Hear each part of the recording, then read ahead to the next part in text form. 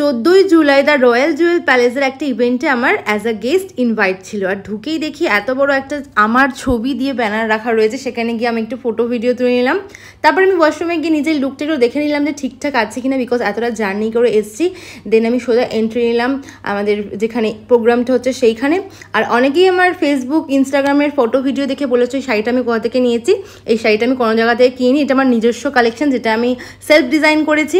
তারপর সোজা চলে গেলাম আমরা কিন্তু হলের ভেতরে, যেখানে কিন্তু প্রচুর ক্রাউড ছিল। আজকে ওদের একটা শ্রদ্ধাঞ্জলি প্রোগ্রাম ছিল, যেখানেই আমাকে ইনভাইট করছে দ্য রয়্যাল জুয়েল প্যালেস। দেখতে পাচ্ছ পেছনে বড় হেডিং রয়েছে। তারপর হলো সেই মুহূর্ত, রয়্যাল জুয়েল প্যালেসের কর্ণধার সুরজিৎ পল মহাশয়, যিনি আমাকে এতগুলো প্রাইজ ট্রফি দিয়ে সম্মানিত করলেন। আর special thanks to astrologer S Kumar, Trisha Sharma and আমার খুব কাছের একজন মানুষ সায়ন। আমার ভীষণ ভালো লেগেছে ইভেন্টে পার্ট হতে পেরে। আর সবথেকে স্পেশাল মোমেন্ট ছিল এই ট্রফিটা, যার মধ্যে ছিল আমার নাম লেখা। থ্যাংক ইউ সো মাচ এত ভালোবাসা